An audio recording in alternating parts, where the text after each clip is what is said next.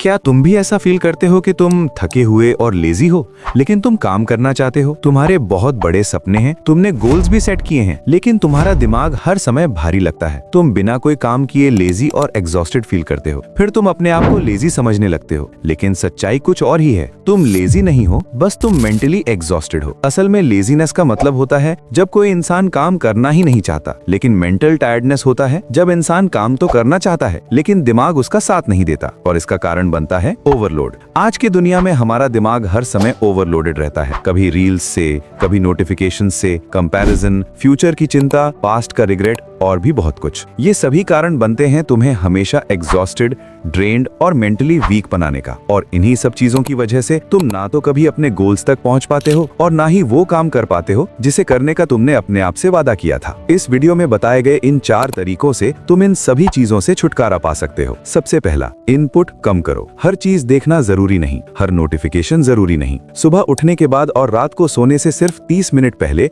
Mobile बंद करके सो जाना। नींद नहीं आ रही फिर भी, एक दिन नहीं आएगी, दूसरे दिन, तीसरे दिन, फिर एक समय आएगा जब अपने आप ही तुम रात 9 बजे सोने लगोगे। दूसरा, अपने दिमाग को अनलोड करो। बंद कर दो छोटी छोटी चीजों पर ओवर थिंकिंग करना। तुम सोचते हो कि लोग क्या कहेंगे, लेकिन एक सच्ची बात बताता हूँ भाई, लोगों के पास इतना टाइम नहीं होता कि वो किसी के बारे में सोचें। इसलिए सिर्फ अपने काम पर ध्यान दो। ओवर थिंकिंग को कम करने के लिए अपने सारे इमोशंस एक पेपर पर लिखो। जो भी तुम्हारे दिल में है उसे एक कागज पर उतारो। जब चीजें दिमाग से बाहर आती हैं तब मेंटल प्रेशर कम होता है और माइंड हल्का होता है। तीसरा, मल्टीटास्किंग बंद करो। एक टाइम पर बस एक काम करो। जिस दिन तुम जान गए कि मल्टीटास्किंग किस तरह तुम्हें अंदर से खोखला कर रही है, फिर तुम ये गलती कभी नहीं करोगे। मल्टीटास्किंग से तुम्हारी प्रोडक्टिविटी बढ़ जाती है और तुम किसी भी काम में अपना 100% नहीं दे पाते। तुम्हारी असली पावर फोकस में है। जिस इंसान ने इस चीज को मास्टर कर लिया उसे फिर कोई हरा नहीं सकता। इसके लिए तुम्हें एक काम को एक समय पर बीच में ब्रेक लेकर करना चाहिए। फोकस एक झटके में नहीं आती, ये प्रैक्टिस और पेशेंस से आती है। इसे मास्टर करने के बाद तुम अपने काम में कंसिस्टेंट लगोगे। चौथा, अपनी नींद को डीप बनाओ। नींद एक ही वो चीज है